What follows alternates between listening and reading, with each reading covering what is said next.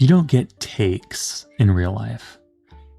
This might be a little bit controversial because, of course, we need to practice things. Sometimes tens of thousands of times, but you don't get to erase bad takes like they never happened. Not in real life. Imperfection is maybe the most constant thing in the entire universe, but why does it matter to you? Well, there's two reasons, and probably more than two, but two that I want to focus on. First, you need to do the things you dream of doing for you. They're never going to be perfect. The timing for them is never going to be perfect. But whether you want to start a bakery, or write a novel, or be the best dancer in your circle of friends, it doesn't really matter what it is that you dream of doing. You need to do it for yourself so that you live the life that you deserve to live. Secondly, we need the imperfect things that you'll create. Maybe more than we ever have before in this world of computerized and mechanized perfection, with AI threatening to take over art and creativity, at least in name, because of course AI doesn't create.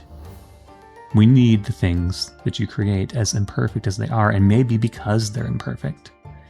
So I'm going to put my money where my mouth is, and I'm going to record this in one take. I reserve the right to edit out dead space and disgusting mouth sounds if and when they happen, but I'm not going to retake lines. I'm standing here at my desk. Little Einsteins is playing in the background. My toddler may come in and talk to me. But that's life. You have a life too, and you're never going to find the perfect time to do something, whatever that thing is. So I have 4 major points that I want to hit when it comes to imperfection. Number 1, imperfect is real. Number 2, imperfect is relatable. Number 3, imperfect is human. Number 4, and this is kind of a bonus point because the format is broken here a bit. Perfect, in quotes, isn't perfect. Before we get into the points, I want to give an example of, I guess, aging into imperfection. I don't view myself as being a particularly good dancer. I guess that would be an understatement. But I allowed that to keep me from trying to dance for a very, very long time when I was young. My wife loves to dance. And I wouldn't say it became a rift in our relationship, but it was very clear that I was not willing to do something that she loved to help lift her up, to make our relationship better, because I was afraid of being imperfect to start. And the more I let my guard down, the more I was okay with going out and dancing. And we're talking like contra dancing and swing dancing, these things that require a much higher skill level than I have. The more I let my guard down to do that, the happier I felt when I actually went to do it. I was able to engage myself with the dancing, to really feel the rhythm and the movement and the music and the joy of it without worrying about how I looked.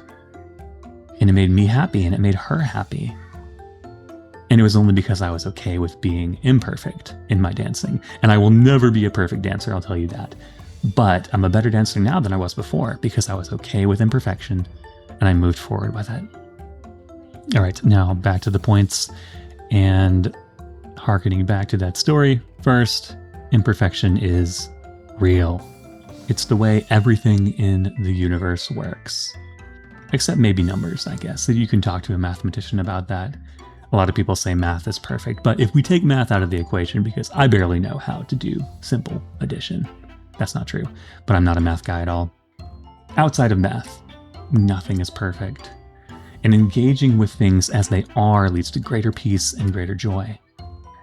It's really tempting to engage with the idea of things as being perfect. And that can be people, that can be activities, it can be really anything that your brain wants to try to pull the wool over your proverbial eyes with. But the reality is that satisfaction is in relating to things as they are, which is imperfect. The most important thing to relate to as it is yourself. And whether you're an artist or not an artist, Whether you put something out for other people to see or if it's all just for you, maybe your family, it's important to be genuine with yourself, even if not a single other person in the world sees how you live your life. The most important thing you can do is to live it in a genuine fashion, and that means being imperfect. Second, imperfection is relatable. Being honest about your imperfection makes it easy to connect with other people. I don't know about you, but it's really difficult for me to see what people post on social media or look at an actor or professional athlete. Just the bits that we get to see, not the entirety of who they are because we don't know them. But the bits that we get to see, it's hard to look at those things and to say, man, that's a person that I relate to. It's a person that I could see myself being like. Because it's not imperfect. A lot of times what we see is the appearance of perfection being shared. On the other hand, an imperfect person learning something, laughing at themselves while they do it, misspeaking and keeping it in their essay that they're trying to do all in one take, hopefully makes it easier to relate to. It also makes it easier to learn and easier to teach. If you see yourself as being an imperfect person, there's a lot of room for growth there. Your mind is essentially a sponge. Your feet, if you're dancing, it's a sponge. And as you learn, you're aware that you're learning, it makes it easier to turn around and teach. And it makes the things you create more approachable. It's kind of a side-on point to the other two things, I suppose. But if you are a writer or a videographer or some other form of artist, if you allow yourself to be imperfect in the final product even, it makes your creation easier to approach, easier to appreciate because we can see ourselves in it. I'm an imperfect person, so are you, and it's easy to see ourselves in something imperfect. Imperfection is human. Doing something that's not... He's awake. He's hungry. Okay, buddy. Mama will come get him. Doing something that's not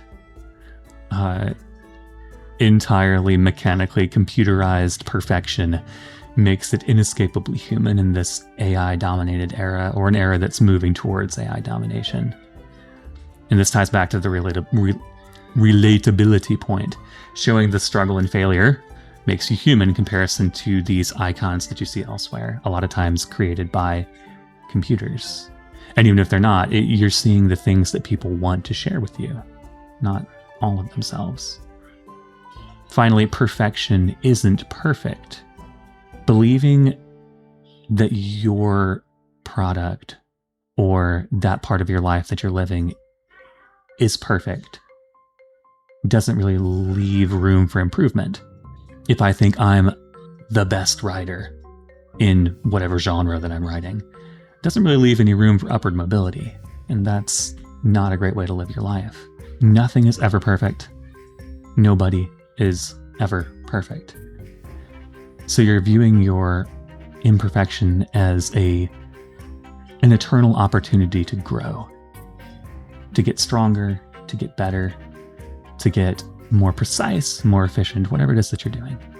So you're trying to balance this joy and achievement with each step being valuable for what it is, with each product being valuable, with each creation being valuable, with each growth and relationship being valuable, with the aspirations to continue growing.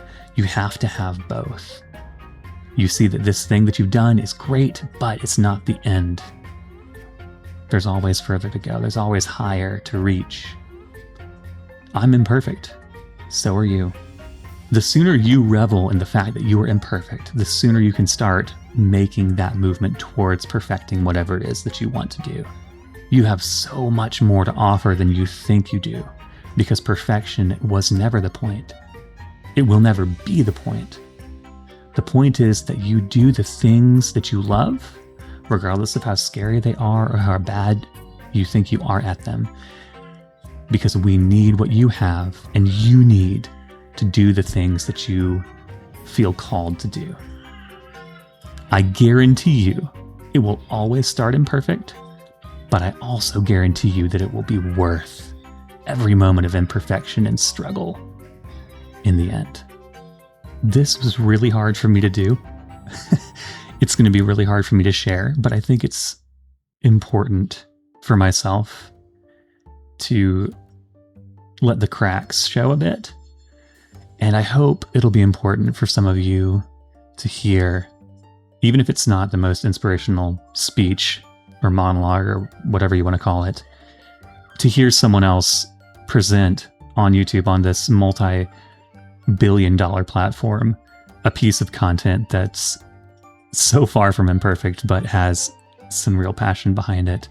I hope you take this and run with it and do something of your own. Make an imperfect thing today.